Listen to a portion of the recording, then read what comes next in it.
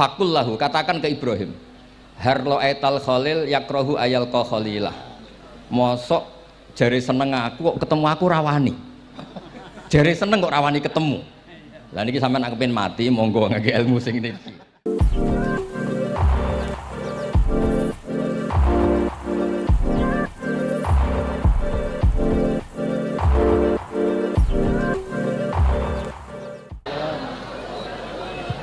Bismillahirrahmanirrahim. Nahmaduka ya ghafur ya syakur wa salli wa sallim barik ala sayyidina Maulana Muhammad wa ala alihi wa sahbihi asma'in. Nama ba'du. Teng ngerso para keluarga besar Kiai Haji Akil Sirot, wabil khusus teng wau niki pernah paman kalian kula. Dados gadah otoritas meksa. Tapi itu saya keren yang bihan malah pernah mbah, nggih pernah mbah nggih putrine guru kula niku dimanfaatno beliau. Nggih sedanten para habaib wonten Mas Arif Kapolres sedanten ingkang kula hormati. Niki paling kula ngisi namung 20 menit niku mun top niku mun. Dados katanya niku ahlul ilmi dihormati, tapi nyatane dipeksa. Terus memang banyak paradok dalam ilmu usul fikih. Ilmu usul fikih itu ilmu yang menjadikan orang itu bisa berpikir. Gitu. Kalau tak cerita tentang pertama tentang Kiai Akil sing al-ma'ruf bi ahli nahwi. Nahwu riyen di era dulu itu dadekno tiyang dadi wali. Sampai disebut hatta nahat qulubuhum li nahwihi famin azimi sya'nihi lam tahwihi. Tetes orang-orang baik niku ketika usul teng pangeran nyebut Allah la ilaha illallah mboten saged. Sagete namung nyebut dhamir sya'an niki niku hu. Akhire kathah toreko sing ha hu niku gara-gara ahli nahwu niku. Nah disebut fa'uribat makna dhamiris sya'ni. Jadi ngelafatkan la ilaha illallah ndak bisa tapi hu bisa. Mergi ke Jawa ini tukang ngakali, terus hukum ini diakali.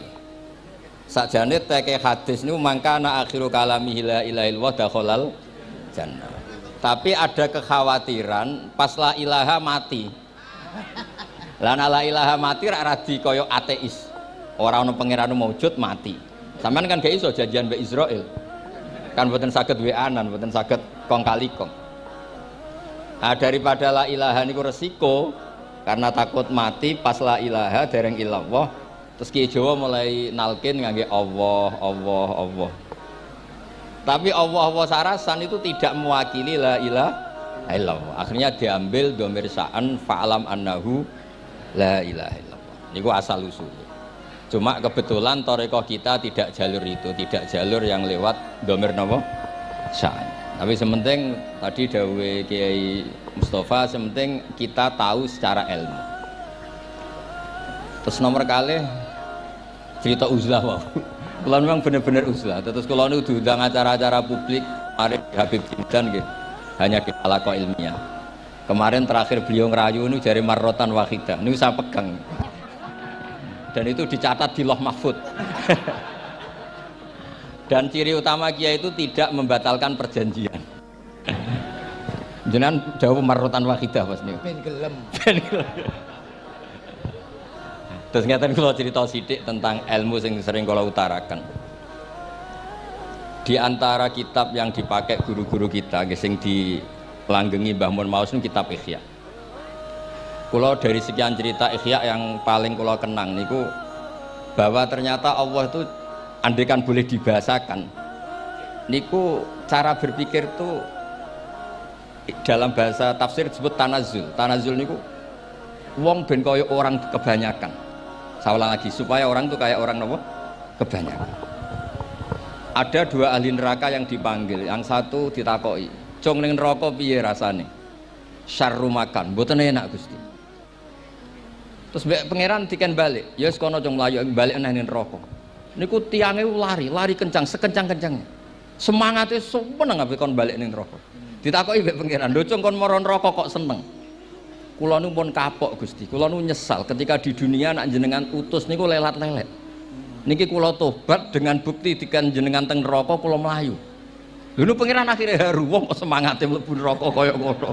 Mergo diperintah pangeran. Ya dados niki ijazah jenengan akan mlebu neraka jenengan sing semangat nggih.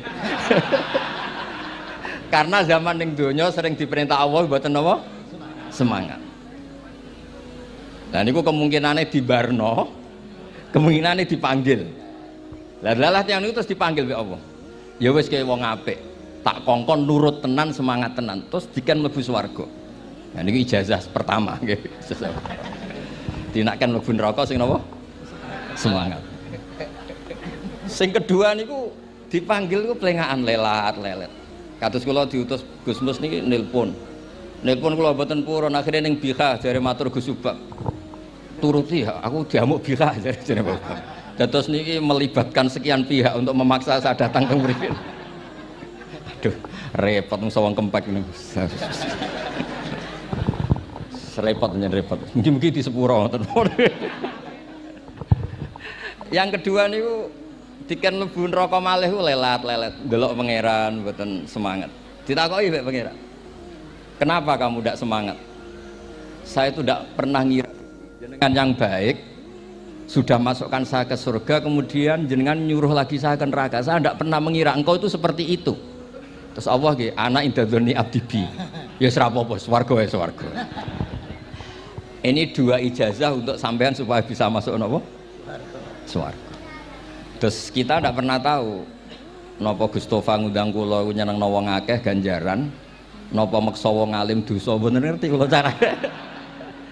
Karena dalam ilmu usul fikih, kembali ke usul fikih, kula nu gadah khazanah kathah tentang debate pangeran kalian nabi ini. Kathah, mboten satu dua contoh di beberapa kitab tafsir. Suatu saat kula sering cerita niki, suatu saat Khalilur Rahman Ibrahim itu kedatangan Israel. Kamu mau apa? Mau matikan jenengan? Kata Nabi Ibrahim, harro'aital khalil yumitu khalilah. Mosok aku kekasih pangeran dipateni, mosok orang yang dicintai membunuh yang dicintai, orang yang mencintai seseorang kemudian membunuh yang dicintai. Tidak ada itu. Akhirnya Israel matur teng pangeran. Cara politiknya ngeten, wau sing cara lagi seneng ngendikan politik. Wani kiai lengser jare beliau. Ono. Nak kula niku ahli tauhid wis pancen kodok kodare ngoten mawon dadi mboten berpikir ruwet-ruwet. Terus Israel kan mboten biasa logika kayak kan malaikat itu SOP kan, mboten biasa logika. Akhirnya matur tu pangeran, kata Ibrahim, masa kekasih bunuh yang dikasih, masa yang mencintai bunuh yang dicintai. Tapi Ibrahim baru sadar ngadepi pangeran gitu, lebih pinter. Kan ketika Allah fakul lahu, katakan ke Ibrahim, harlo aital khalil yakrohu ayal ko khalilah. Mosok jari seneng aku kok ketemu aku rawani. Jari seneng kok rawani ketemu. Lah niki sampean aku pengen mati, monggo ngake ilmu sing niki. Wong jari seneng pangeran kok rawani ketemu pangeran. Jeneng, seneng ketemu. Ibrahim seneng sakit. Yo mati saiki ora apa-apa mati saiki. Terus kedua, niki cerita karena ini pondok ilmu, orang harus biasa pakai logika usul fikih. Politik juga gitu. Nak kiai politik rawan kena syubhat. Tapi nak wong soleh oleh politik, kue ridho dipimpin wong fasik-fasik kabeh. Ya, buatan ngerti, bosan bener dis pokoknya ngoten. Yes, itu memang logika usul nopo fikih. Logika usul nopo fikih. Ketika Nabi Adam badhe didamel niku materinya saking bumi. Pertama sing diutus Jibril. Jibril ambekan qabdatan minal ardi, segenggam bumi. Saya mau bikin Adam, materinya dari bumi. Setelah datang ke bumi mau ngambil ista'adzat billah. Maksudnya ista'adzat billah, a'udzu billahi minka, saya berlindung Allah dari kamu. Antasinani. Kalau ngarepe Gustofa dari ahli nahwu dados kula niki tak goleki tenan pancen syanahu mun mutaaddi bi nafsi. Mungkin nek dibuli ku antusinani kok panjang nanti cerita. Saya ndak ingin bagian dari saya diambil, kok aku bolong. Iku cara bumi itu sudah masalah. Terus akhirnya Jibril kembali, ya Allah, dia berlindung kepada engkau maka saya lindungi. Allah membenarkan Jibril, Mikail juga sama. Tapi ketika Israel, ini Israel itu masalah memang. Ketika disuruh ngambil bumi, buminya ista'adat billah, tetap diambil. A'udzu billahi minka antasinani. Saya berlindung Allah supaya kamu tidak melukai saya, menciderai saya dengan mengambil bagian dari saya. Kata Israel, wa a'udzu billah alla unaffidha amroh. Saya juga a'udzu billah diperintah Allah kok tidak kasil. Kudu kasil. Lah saya tidak tahu yang benar istilahnya Jibril apa istilahnya Israel. Terus memang sudut pandang. Makanya dulu ketika banyak pondok putri itu kiai-kiai kuno dulu itu menentang. Alasannya nggih, nak bojone jelas khawatir kiai ini kecobaan itu jelas. Tapi banyak kiai itu nggih khawatir tenan. Kecoba fitnatin nisa. Tapi ketika logikanya dibalik, apa kamu ridho para perempuan-perempuan muslimat itu tidak dapat pendidikan apa? Agama. Hanya karena orang soleh tidak punya nyali, tidak punya peduli mengajar. Tapi nggih saged diwalik. Ustadz sing imane pas-pasan niku kowe ridho nak kecoba. Sampeyan milih mana? Ridho kecoba apa ridho bodoh? Nah, logika-logika usul fikih ini yang kemudian dipakai Wali Songo. Dipakai Wali Songo kemudian membiarkan sekian tradisi yang insya Allah itu salah sebetulnya. Tapi tidak sebanding dengan asmane Allah Subhanahu wa taala. Misalnya begini. Nggih niki dirungokno mawon. Sampeyan ra paham mboten napa-napa. Sampai nak ra paham wis anggap ae tawadhu. Sepantese wong awam yo ora paham. Nak paham dadi kiai. Terus biasa mawon sampai nak ra paham aja tersiksa. Umpamane jenengan mboten kiai kok kon paham. Nah sampean pinter kados kula mestine ora ngrungokno, semangate hasud. Terus rivalitas perkara. Nah cara Mbah Mun nak cerita ngoten, dhisik kowe zaman bodho iku angger kiai mbok cucuk. Bareng padha kiai niku koyok saingan. Niku pun sunatullah ndak bisa dihindari, niku pun sunatullah. Terus kembali lagi logika usul fikih niku dipakai oleh Wali Songo. Ngeten ada cerita ini rungokno nonton. Itu sudah saya cek di beberapa riwayat termasuk di Musnad Imam Ahmad. Ada orang ini bukti teorinya Wali Songo itu benar. Wonten tiyang gadah kesalahan. Niku dokumen kesalahan niku madul basor sepanjang mata melihat. Wes ngoten jumlahnya 99 bok. Kayak apa banyaknya? Per bok madul basor sepanjang mata nopo melihat. Ketika dia ditanya Allah itu kalau tanya demokratis. Adzolamat kakatabati. Jangan-jangan malaikat saya sentimen. Kalau kamu jelek ditulis, kalau baik enggak? Enggak Gusti. Afalaka ujurun, jangan-jangan kamu saat salah itu punya alasan. Enggak Gusti, ya memang salah. Tapi kata Allah, sudah kamu tenang saja, kamu punya ini. Itu hanya satu box, ya kira-kira kayak tempat jam tangan itu.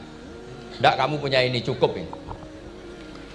Terus malaikat tanya, ya Allah, apa artinya, apa ngefek itu kalau ditimbang kejelekan sebanyak itu dengan satu box jam. Orang ini juga bilang, Gusti sudah ada usah ditimbang, nggak ngefek itu pasti kalah. Tapi setelah ditimbang menang yang satu box kecil tadi. Karena di situ ada la ilaha illallah Muhammadur Rasulullah. Jadi malaikat diancam sama Allah, kamu berani tidak mempertimbangkan nama saya? Apapun banyaknya box itu dosa itu tidak saya. Kalau ini la ilaha illallah itu nama saya. Kamu berani tidak mempertimbangkan nama saya? Ya tidak berani Gusti, ya harus dimenangkan. Nah itu. Semalane kok pengajian ini ya ono ikhtilatur rijal wan nisa, tapi baru kayak ngaji di sepuro. Ya aja muni halal tapi ya aja muni terus gak ono faedahe. Sepuro. Di sepuro insyaallah. Karena kalau nuruti harus steril halal itu kayaknya ndak bisa. Terus di situ ditutup fala yaskulu ma asmillahi taala syai'un. Dibanding asmane Allah taala sesuatu itu ndak ada nilainya. Pasti menang Allah taala. Sehingga banyak ulama ngendikan kowe nak bar dosa, bar salah maca iki-iki. Dan kalau Anda dosa misalnya catatannya satu box terus di bawah ada astagfirullah, malaikat ditanya sama Allah, kamu berani tidak mempertimbangkan nama saya disebut di situ? Enggak berani. Nah, saya ini ribuan orang yang ngundang, saya berani mengabaikan. Bareng ana wong ngaku mbah, ya mbah tenan wae. Ya terus ngoten. Kowe wani gak mempertimbangkan Gustofa sing mantune Mbah Maimun. Ya.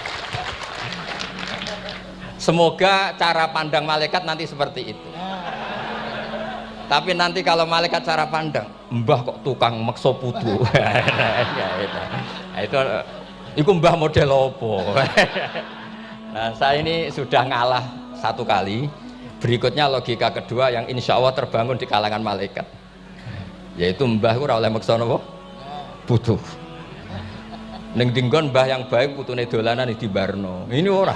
Putu lagi asik-asik dolan. Rene. Kon nyapu. Nah, itu udah jenis mbah yang baik. Terus kula suwun lah ngaji usul fikih yang serius karena itu menjadikan kita bermartabat. Kula niku sering lepas jenazah tangga-tangga kula nggih penggane delok TV, nak bengi nggih ngelamun, ngayal sugih, kadang yo ngapalo tikus sing liwat dhuwure saking ora ana penggawean. Tapi kula nak lepas jenazah ini orang baik. Sampai bojone protes, "HP opo lek Gus angger bengi iku mau ngelamun ngitung tikus liwat, ngitung apa itu." Terus kula matur, ngitunge aja ngono, ngitunge tarokal ma'asiya. Wong ning omah itu artinya tidak dugem, tidak melakoni maksiat. Itulah yang menjadikan usul fikih itu ilmu yang sangat terhormat. Coba kalau Anda jadi pakar usul fikih kayak saya, mengkaji betul usul fikih. Orang tidur semalaman jangan bahasakan tarokat tahajud, wa tarokal witro, wa taroka qiyamal lail. Tapi bahasakan taroka zina, wa tarokal ghibah, wa taroka kada wa kada minal ma'asi. Keren betul. Keren. Kalau kamu udah ahli usul fikih maka kiai kok amen turu. Kiai kok guyon suwengi. Lho kiai guyon sungi itu melawan, kiai itu ustaz juga manusia, karena bengi itu ya kepen nonton, tapi kan buatan pantes. Akhirnya korbannya santri ini dijak guyon gak jelas. Lah apel neng rodo ya ora pantes. Ngelawan nafsu itu berat, caranya ya dilalek-lalek no guyon itu. Lah muga-muga malaikat kabeh ahli usul fikih nganggep ngono iku perlawanan terhadap keinginan apa maksiat. Malaikat ngaji orang. Makanya itu disebut di kitab usul fikih tentang usul itu izma min mubahin illa wa yatahaqqaqu bihi tarku haramim ma. Fa yalzamu minas sukun tarkul qatli wa minas sukut tarkul hibah. Tidak ada sesuatu yang mubah kecuali saat Anda lakukan, saat itu juga Anda meninggalkan keharaman. Maka sebetulnya mubah ini punya nilai yang luar biasa yaitu tarkul haram atau tarkul ma'asi. Jadi sawangane sampean nang omah kukar-kukur, mlebu metu, kukar-kukur meneh, mlebu metu, bariku turu angop, ngorok. Nah, semoga malaikat ini al-usuli sehingga ngitung itu hadza tarokal ma'asiya kullaha. Hebat. Ini orang yang tinggal napa? Maksiat. Kayak nak malaikat itu jenis rada ekstrim. Alumni kempek suwengi ra tahajud ora witir ku alumni opo? Mulane kalau niku ngaji usul fikih terus supaya diperdengarkan ke malaikat. Supaya teorinya pakai usul napa? Fikih. Jadi kalau melihat kita melakukan mubah niku dihitung tarkul napa? Ma'as. Nah, ini pentingnya ngaji. Kula nate ditanya sama seorang dosen. Gus, masa iya Quran yang katanya mutu semutu-mutunya kemudian ada ayat kulu washrobu, mosok urusan mangan gak usah disuruh orang juga makan, terus kualitasnya kulu washrobu itu di mana? Terus kalau jawab terus sorokan yang penting wopo rapat utawa seminar. Ndak ada rapat, ndak ada seminar itu kamu ndak mati, tapi kalau nggak makan itu mati. Penting mana? Ya penting makan. Lah iya, jadi orang itu lupa kalau sesuatu yang seserius itu karena menjaga nyawa yaitu makan. Terus karena makan tuh hal yang murah dianggap biasa, itu bahaya.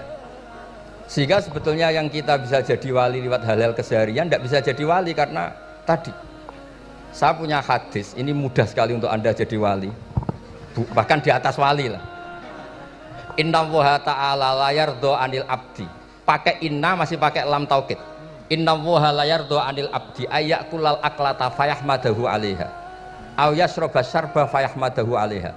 Allah itu sangat ridho ada orang makan satu asupan kemudian dia muji Allah. Loh, orang tidak punya alpat itu tidak mati, tidak punya tanah ribuan hektar itu tidak mati, tapi kalau nggak makan sesuap nasi mati. Penting mana? Penting makan. Tapi gara-gara kamu tamak untuk syukur nunggu punya alpat, untuk syukur nunggu punya tanah banyak, Anda ini bodoh. Mau syukur saja syaratnya kok banyak. Jadi sebetulnya kalau kita mau jadi wali itu cukup setiap makan itu kamu syukur. Fayahmadahu alaiha. Au yasroba syarba fayahmadahu alaiha. Makanya wali-wali dulu kalau didik raja yang sedang berkuasa itu ditanya, kamu raja besar, punya pengaruh besar. Andaikan kamu di padang pasir dan kemudian Anda tidak mendapatkan air sama sekali, apakah kamu menggantikan kerajaan kamu demi beli satu seteguk air? Iya, akan saya beli karena saya kalau tidak minum mati. La tafrah bimulkin la yusawi jar'atama'in. Kamu jangan bangga dengan sistem kekuasaan yang tidak senilai dengan seteguk air. Orang nggak jadi raja itu nggak mati, tapi kalau nggak minum mati. Terus akhirnya dosen itu tahu, wah berarti kulu wasrobu itu luar biasa Gus, ya, sangat luar biasa. Makan dan minum itu luar biasa. Makanya terus ada kiai mertamu mangan. Kalau tadi baru datang kon mangan, di sini ya ada mangan. Ya saya anggap aja itu proses jadi wali ngoten mawon. Jadi segampang itu jadi wali. Nah kemudian gara-gara torekoh terus jadi wali ku repot kon maca 10.000 wiridan kon opo. Kesuwen nih cara-cara kesuwen.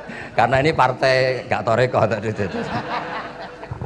Dulu abahnya Mbah Maimun Mbah Zubair itu kalau disuruh wiridan lama-lama itu nggak mau. Sementing diridani pangeran, maca kok akeh-akeh. Nah, itu partainya partai ahlul ilmi. Ya partainya partai ahlul apa? Nah kemudian karena saya ini nekuni tafsir ya, itu saya kepengen ya menggerakkan supaya ilmu Quran itu menarik. Caranya apa? Cari sisi ekstrimnya. Kalau bolak-balik, kenapa sih orang nggak janggal? Nggak janggal itu udah iskal. Quran itu kan kalamu. Saya ulang lagi, Quran itu kalamu. Masa iya Allah yang Tuhan kemudian ngendikan iya kana butuh iya kanas tai. Kepadamu aku menyembah. Masa Allah ngendikan gitu pada kekasihnya Nabi Muhammad? Padahal Allah itu al-ma'bud bukan abid. Allah yang disembah bukan yang menyembah. Semua ahli tafsir, saya bukan bilang sebagian, semua ahli tafsir pasti ngendikan begini. Wa yuqaddaru qabla qaulihi ta'ala iyyaka na'budu qulu. Sebelum iyyaka na'budu itu ada kata yang disimpan yaitu qulu. Jadi iyyaka na'budu itu betul ngendikannya Allah, cuma sudah dikasihkan Jibril kepada umatnya Rasulullah. Jadi Jibril bilang gini ke Rasulullah Muhammad, qul iyyaka na'budu. Kemudian Nabi juga bilang ke umatnya qulu iyyaka na'budu. Jadi ini kalam Allah yang sudah milik kita. Nah berhubung milik kita, kita sah mengatakan iyyaka na'budu. Karena kalau tidak janggal, masa iya Allah berdoa ihdinas siratal mustaqim, tunjukkan kami jalan yang benar. Lah kalau ihdinas siratal mustaqim kalam Allah berarti kan Allah yang berdoa. Nah sehingga semua tafsir bilang sama, wa yuqaddaru qabla qauli ihdinas siratal mustaqim qulu.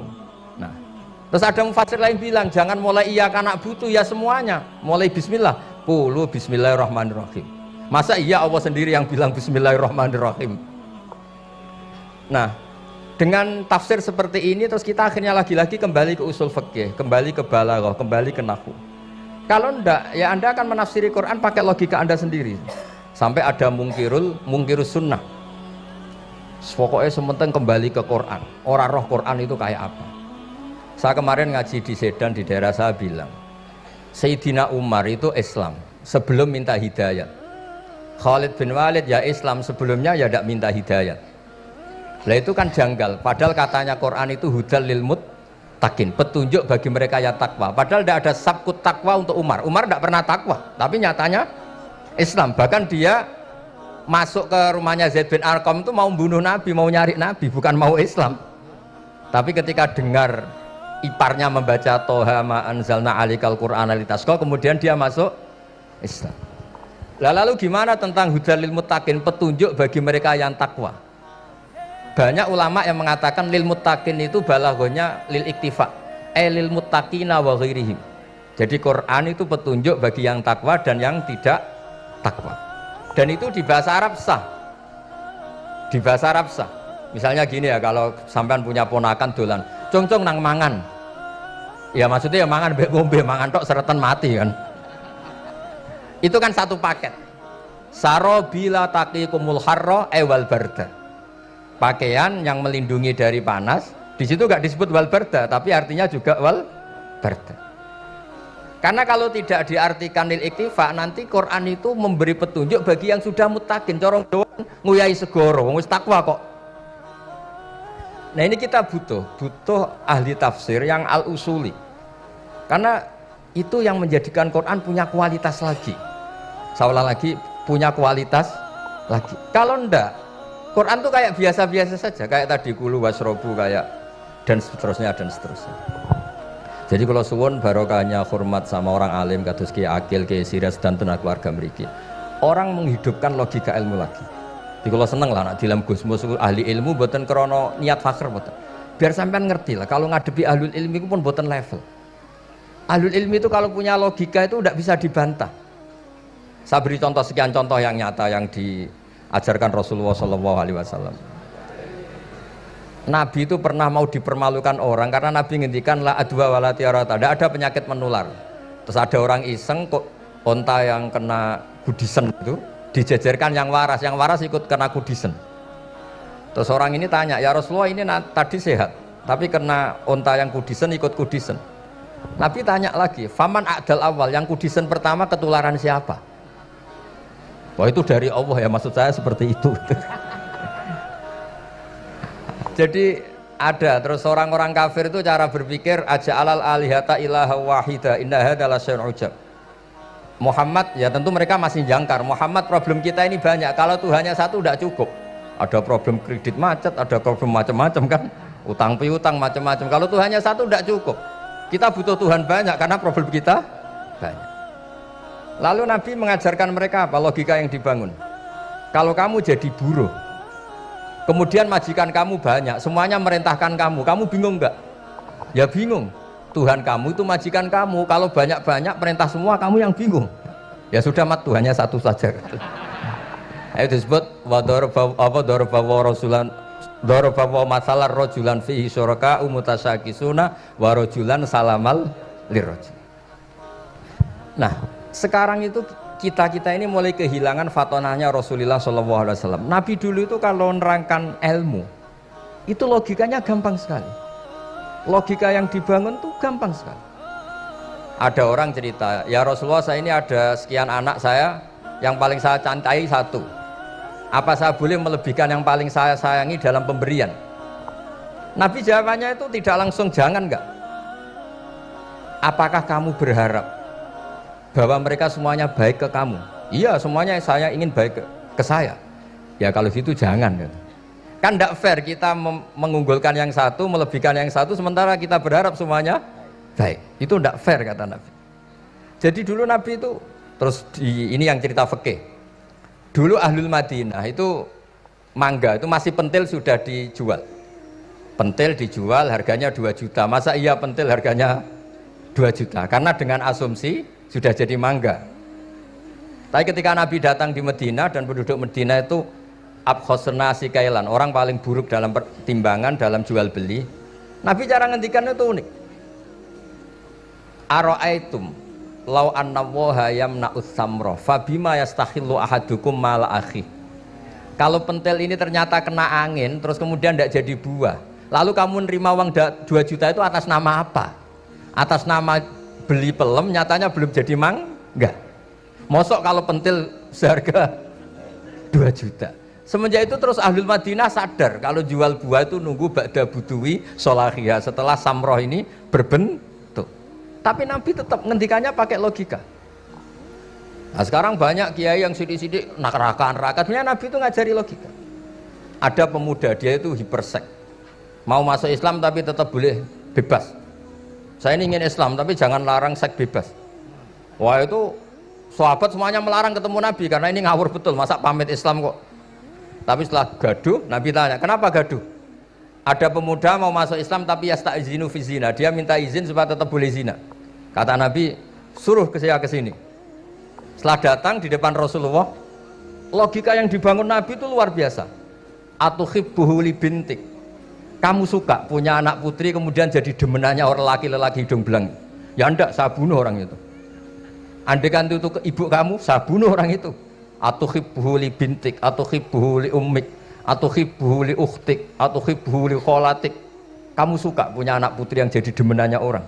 Ya tidak suka ya Rasulullah. Kamu suka kalau punya ibu didemeni orang banyak, ya tidak suka Nabi. Sampai otaknya itu yastakbihu zina, sehingga otaknya itu wah zina itu buruk betul. Akhirnya ya Rasulullah sudah saya mau se-Islam tanpa zina-zina. Karena logika yang dibangun Nabi itu luar biasa. Nabi pertama mengingatkan atuhibbuhu li bintik, atuhibbuhu li ummik, atuhibbuhu li ukhtik, atuhibbuhu li kholatik. Sampai dia ini nggak bisa apa-apa.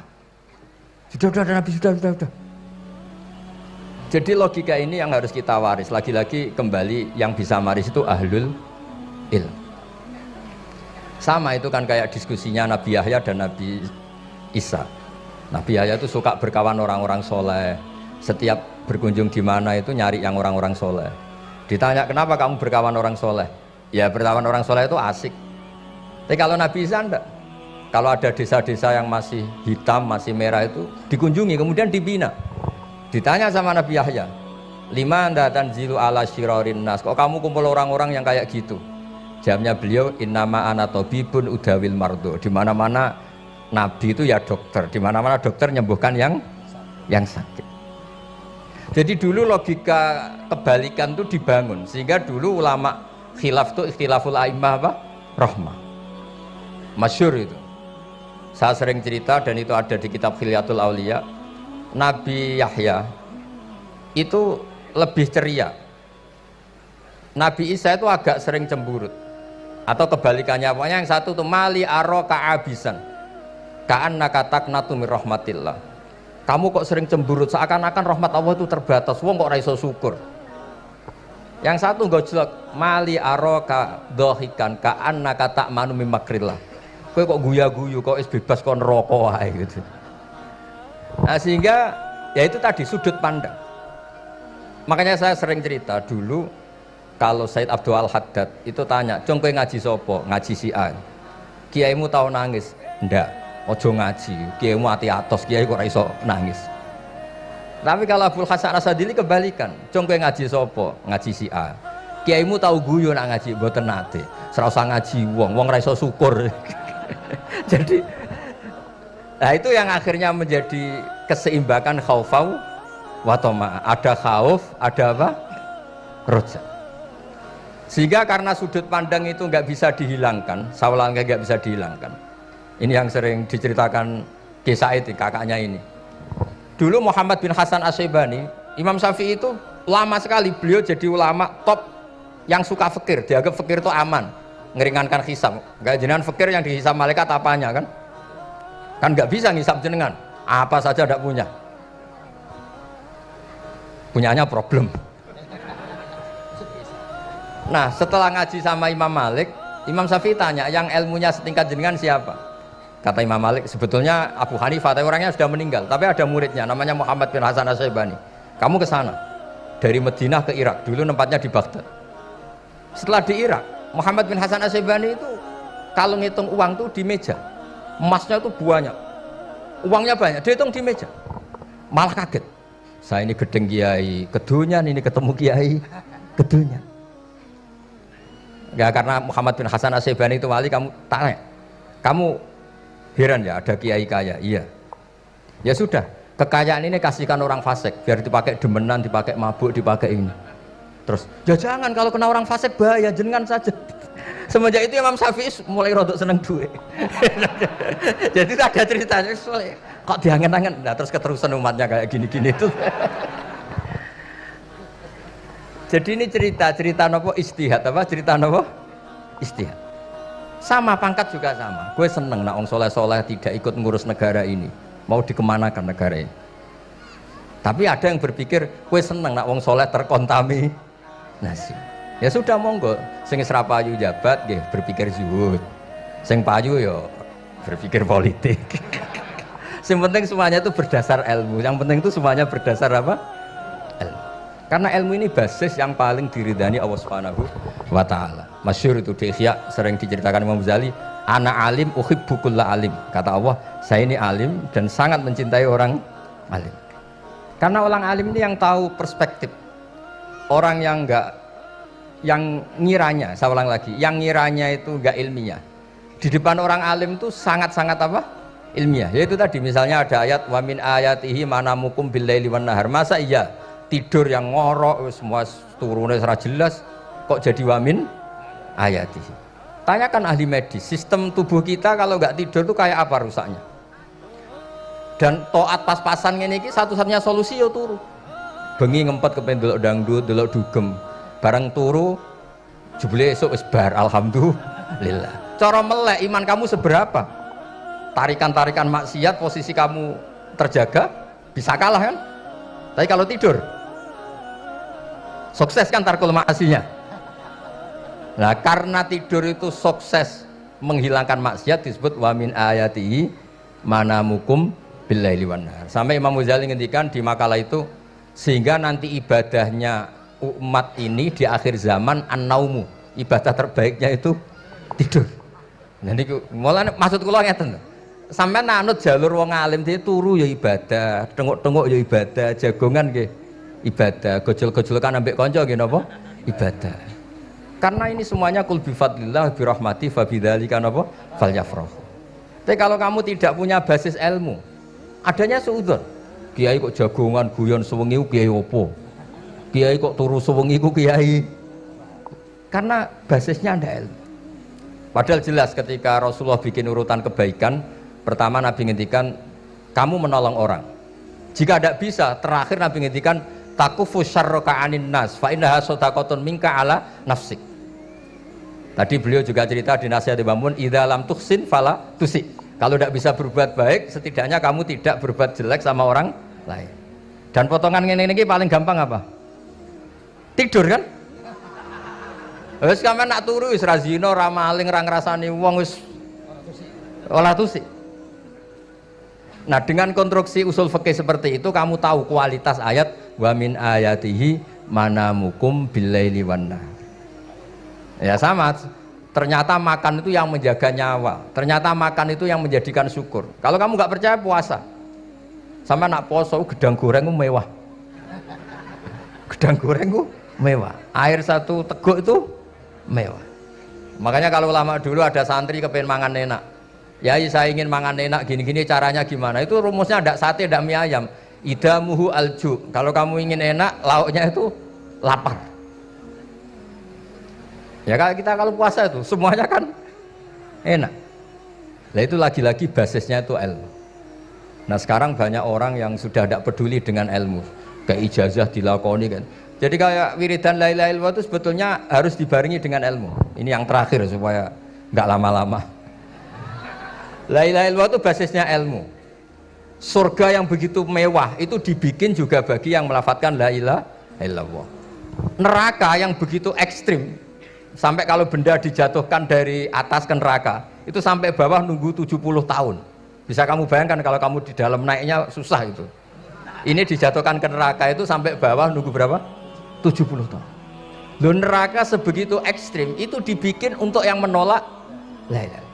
Berarti kalimat ini kalimat spesial.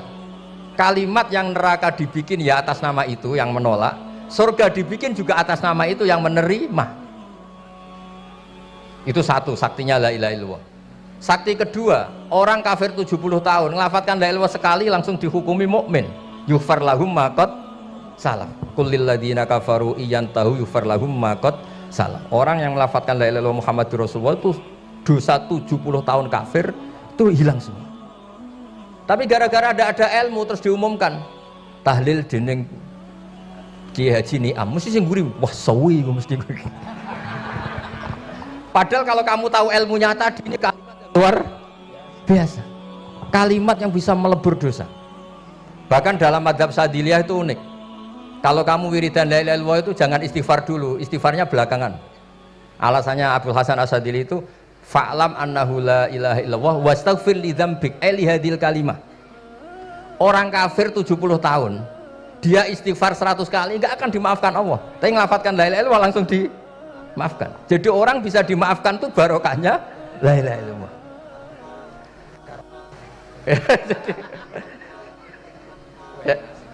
Ya kan? Jadi orang kafir 70 tahun wirid istighfar 100 kali atau 1000 kali dimaafkan enggak? Enggak kan? Tapi kalau membaca la ilaha illallah dimaafkan. Jadi istighfar tuh ngefek positif itu kalau dibarengi la ilaha illallah. Makanya wastaghfir li dzambika ay bihadil kalimah cara Abdul Hasan. Kamu boleh istighfar berdasar hadhil kalimah, berdasar la ilaha illallah. Tapi terus kemudian ya thariqah itu banyak, itu urusan rasa. Justru karena la ilaha illallah kalimat thayyibah harus disucikan dulu. Caranya istighfar dulu. Lah itu urusan monggo lah. Tapi apapun itu basisnya harus napa? Ilmu. Basisnya harus ilmu. Jangan malah sentimen. Wong di kuburan wiridan la ilaha illallah dihukumi kafir. Nah, itu kan aneh. Wong kalimat ini yang kafir saja menjadi muslim, sekarang yang muslim menjadi kafir. Itu paham kok seaneh itu gitu kan. Ya karena basisnya ada ilmu tadi. Coba kalau basisnya ilmu. Itu kan aneh betul. Hadil kalimah kalimatun soro bihal kafiru musliman. Fakaifa sorol muslimu bidzalika kafiron. Ini kalimat yang kafir saja menjadi muslim. Masa dengan kalimat yang sama yang muslim menjadi aneh gak? Aneh. Jadi kalau suwon pokoknya basis ilmu harus sekuat-kuat. Ya caranya gini nagih kiai kon sregep mulang aja politik terus ngoten. Tapi politik itu bagian dari ilmu, wis ra iso diterangno. Ya ngoten mawon. Assalamualaikum warahmatullahi wabarakatuh. Sik Gus, aja lunga dhisik. Iki wong semuanya sudah tahu sampean alim, menerangkannya enak, fikhan wa usulian wa tafsiran. Cuma mereka yang tanya itu biyen belajar piye kok iso alim kaya ngono, ya kan? Nah, terangkan Gus, terangkan. Mati.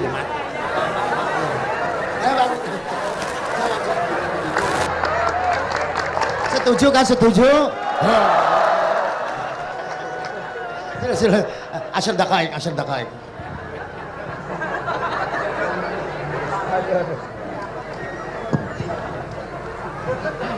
Andaikan pertanyaan itu ke Mbah Mun, mungkin jawabnya gurune sopo.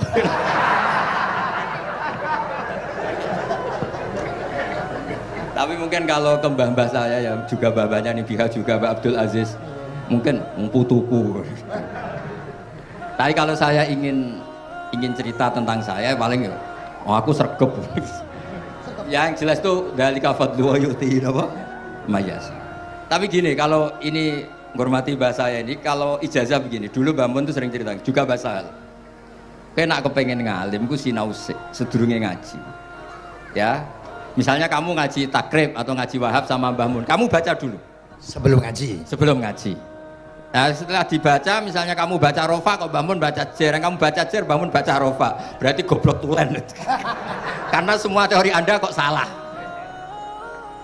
Ya misalnya Mbah Mun baca wadakaro sopa al-musonifu, kamu baca wadakaro musonif. Berarti kan goblok banget itu. Ya kan ada cerita gitu, ada orang tuh nggak tahu betul Gus maknanya lam tardiman itu apa. Lam tardiman dicari di kamus itu udah ada, ternyata itu di head lam tarodaman. Dia baca satu lam tardiman itu dicari di kamus sampai hidup mati lagi agak ada.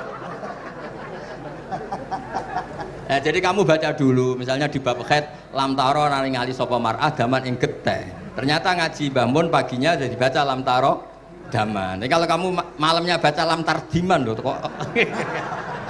Jadi itu kata Dewi Mbah Mun mergo sorokan kabeh santriku ora mungkin. Carane ngecek kebenaran Anda itu kayak maca sik.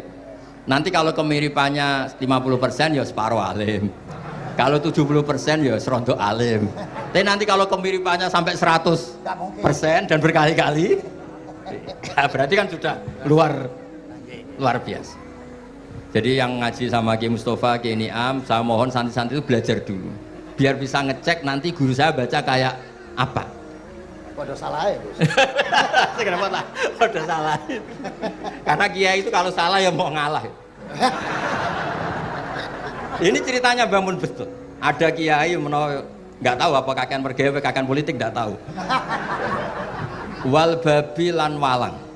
Terus ada santri, kulo gak ada makna kok lawang. Ya walang sing lawang tuh. Mau ngalah. Terus watini lan wit alu. Gurune maca alu. Kulo gak ada makna kok elo. Lah ya wit telu kena gua alu. Tapi saya menangi kiai itu kalah sama santri itu. Saroko nyolong sapa wong albedota ing anduk. Terus gurunya kaget. Cung kok anduk, Cung? Bareng didelok endok. Karena kalau pegon kan anduk sama endok itu podo ae. Ini ada podo. Tapi kiainya akhirnya kalah. Memangnya nyolong anduk boleh? Yo ora, Cung, yo haram, yo podo ae kalau gitu nyolong. Nyolong endok ya haram, nyolong anduk haram. Lo cerita itu masyhur itu. Kalau cerita yang terkenal di Lirboyo itu kan ada santri dari Jakarta di kelas.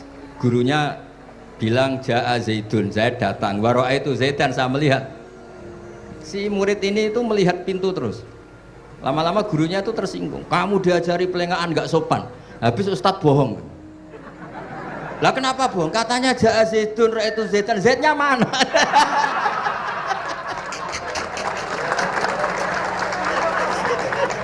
Karena dia gak ngerti.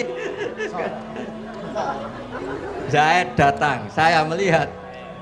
Mana orangnya kok dibahas-bahas terus itu.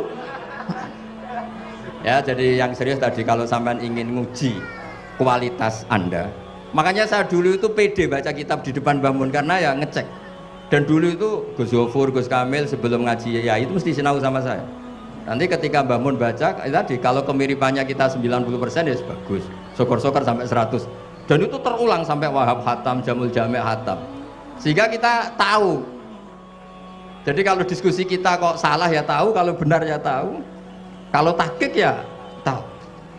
Biasanya kalau tahqiq itu Mbah Mun karena takut nyalahkan kiai-kiai Jawa, kalau baca 2 kali, misalnya begini, Yasmalu, kadang diwaca Yasmilu ya apa-apa nggih Jawa wae gitu. Karena kalau kita memaksakan sampai benar seperti di kamus, kayaknya kalau kiai Jawa itu berat sekali. Dumeli bojo bolak-balik mesti ora goblok wis apik lah. Karena kalau baca tahqiq itu kan butuh kamus. Yang benar itu Yasmalu misalnya. Tapi kan populer juga orang baca Yasmilu. Saya itu menangi loh, kiai Jawa dulu baca Simai itu menangi, Masdar Simai. Lama-lama setelah banyak alumni Al-Azhar terus berdasar kamus baca Samai semua sekarang. Saya menangi kiai itu baca Dilalah. Lama-lama karena sekarang udah banyak punya kamus, baca Dalalah. Fa'alah. Jadi kiai itu juga kadang-kadang keteror muridnya. Makanya Syekh Zakaria Al-Ansori itu pernah ditanya, kenapa engkau begitu alim alama sampai dilakopi Syekhul Islam? Kata beliau itu lucu jawabannya, karena saya ini orang yang sial.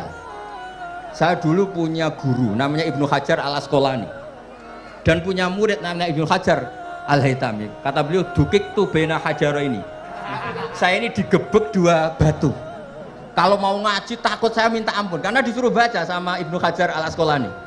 Kalau mau ngajar takutnya saya bukan main karena Ibnu Hajar Al-Haytami itu cerdasnya bukan main. Jadi kalau saya salah itu konangan. Akhirnya dia jadi orang sial tadi. Mau ngaji ya belajar, mau ngajar ya belajar. Makanya meskipun ini pernah sepuh saya tidak berani ngaji beliau.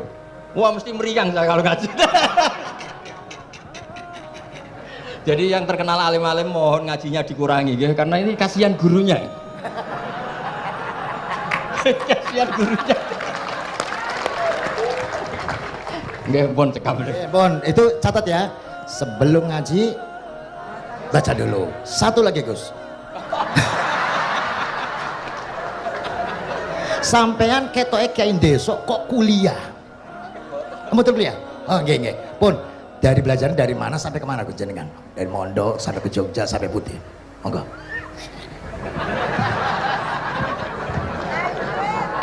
Ini karena sesuai kontrak, nggak boleh nyulayani janji sekali aja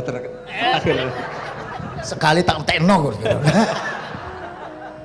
Jadi sebetulnya kalau di ilmu, saya kan sering ketemu ahli geologi, ahli sosiologi. Sebetulnya di ilmu kita, saya kan lama di Jogja dan itu yang saya pakai juga ilmu zaman di pesantren. Misalnya sosiologi itu kan ada mukadimahnya Ibnu Khaldun. Itu kan teorinya luar biasa. Misalnya begini, kenapa Rasulullah itu harus dari suku Quraisy, suku yang sangat terhormat di Mekah? Itu secara teori sosiologi loh, bukan teori nubuah. Kata Ibnu Khaldun, Nabi itu mesti final dzori kaumi itu aneh. Saya ulang lagi, Nabi itu final dzori kaumi pasti aneh. Nah masa aneh-aneh ini ditoleransi oleh umatnya karena beliau dari suku yang terhormat. Coba kalau dia dari suku, beliau dari suku yang hina, pasti pas aneh-aneh langsung diadili. Ya kalau di NU lah, ndak Gus Dur kok bikin aneh-aneh di NU kan langsung tuntas. Tapi berhubung Gus Dur cucu Mbah Hasyim, orang itu mentoleransi, bahkan mengira jangan-jangan teori beliau lebih baik ketimbang kita. Nah makanya terus kata Ibnu Khaldun, ma ba'atsallahu nabiyyan illa fi mana'atin min qaumin, tidak ada nabi diutus kecuali dari kaum terbaik, supaya masa-masa transisi ini nggak ada perlawanan. Nah, itu namanya sosiologi. Sehingga beliau ngendikan, ini versi tarikh bukan versi Ibnu Khaldun saja. Ketika sahabat disuruh hijrah karena disakiti orang kafir Quraisy, lah engkau sendiri ya Rasulullah, saya ini orang Quraisy, nggak akan ngalami yang seperti Anda alami. Nah itu namanya sosiologi. Begitu juga matematika. Saya sering ketemu pakar matematika dari UI, dari UGM. Misalnya bilang zakat kan 2,5% misalnya zakat hijrah. Saya bilang kalau ngitung itu porogabit, padahal kita zaman sekolah porogabit itu pantangan. Tapi saya bilang saya punya matematika lebih cepat. Apa itu Pak Ba? Kalau manggil saya Pak Ba. Kalau di kitab disebut rubu'ul usyur apa? Jadi bertahap. Misalnya 1 juta, usurnya akan 100.000. Setelah 100.000 rubuknya 25.000. Itu kita tidak usah pakai catatan bisa. Nah itu matematika Arab. Makanya orang Arab tuh nggak bisa nulis, tapi matematikanya cepat karena bertahap. Misalnya 1 miliar ya cari aja usurnya 100 juta. Berarti rubuknya 25 juta. Berarti 2/5, 2,5-nya 1 miliar itu 25 juta. Tapi kalau orang Arab bilang itu rubul usur. Diusurkan dulu baru dirubuk. Misalnya 6, 2/3 6 berapa? Orang Arab bilang sulusan. 6 sulusnya 2. Sulus 2 kali berarti 4. Sama misalnya zakat zuro. Zakat zuro itu kan al usyur sama nisful usyur. Berarti misalnya kalau tidak disirami ya, tidak biaya, zakatnya itu 10%, berarti per 100 10. Nah sekarang kalau 10 ini kan berarti 1/10. Lah nanti kalau disirami pakai biaya namanya nisul usyur, berarti 5. Jadi orang Arab itu gak mau langsung bilang 5, karena kalau 100 dibagi 5 itu jadi 5 itu mikirnya panjang. Jadi diusurkan dulu terus nanti dibilangkan nisful usyur. Nah, jadi ilmu khazanah kita ini sudah luar biasa. Nah, itu makanya terus orang Arab kalau ngitung matematika itu tidak usah tulisan, tidak usah porogabit karena bertahap tadi. Jadi misalnya 2,5 bahasannya apa? Rubu'ul usyur. 1 miliar usurnya berapa? 100. Rubuknya berapa? 25. Nah ini semoga buatan ngingkari janji. Wassalamualaikum warahmatullahi wabarakatuh. Matur. Sebetulnya masih ada satu lagi, cuma ampun. Beliau adalah sangat hafal dengan Nu'util Masyayikh. Artinya sebutan. Kenapa Imam Ghazali itu Syekhul Islam, Hujjatul Islam. Kenapa Imam Anu Syekhul Islam. Kenapa Imam Anu, sahabat Anu kok ada Saifullah, ada Asadullah. Itu biar ahli sekali. Karena ini belum tuntas, jadi ya berikutnya insya Allah. Kita mentongakakan ya Allah, moga-moga Gus Bah gelem kok ndonga. Jajal dongane Gus Bah karo donga sampean mandindi kira-kira. Matur nuwun Gus, matur nuwun Sayyid. Matur nuwun, sangat matur nuwun, sangat masyaallah niki jelas. Gus Bah itu enteng, cepet itu diterimanya ku napa jenenge keterangannya cepat dan sebagainya cepat. Oh, jadi enggak ada kayak yang jelimet. Tak kira apalagi saya mendengar dianya saja nggak paham kok. Nah itu. Nah, demikian matur nuwun, sampean kudu matur nuwun sangat wong sing lagi uzlah ora gelem. Luar biasa kita hanya udah selanjutnya kata mawon Gus. Kula sak sedulur sak santri-santri nek pas jenengan ndonga pas uzlah njaluk ditungakne ngoten mawon. Nggih, ngoten mawon pun. Sapa sing tok? اللهم صل على سيدنا محمد أجمعين الحمد لله رب العالمين اللهم ربنا ظلمنا أنفسنا وإن لم تغفر لنا وترحمنا لنكونن من الخاسرين اللهم يا فتاح يا خير الفاتحين افتح قلوبنا واشرح صدورنا واجعل علومنا نافعة واجعل أعمالنا صالحة واجعل ذرياتنا طيبة waj'al hayatana hayatan mutmainnah marzuqah salimah minal afati wal balaya birahmatika ya arhamar rahimin. Allahumma ya latifan bi khalqih wa ya aliman bi khalqih wa ya khabiran bi khalqih ultuh bina ya Allah fi qadai hawaijina kulliha min hayat dunya wal akhirah ya latif ya alim ya khabir la ilaha illa anta subhanaka inni kuntu minadh dhalimin la hawla wa la quwwata illa billahil azim sallallahu ala sayyidina Muhammad alhamdulillah bil alamin al-fatih.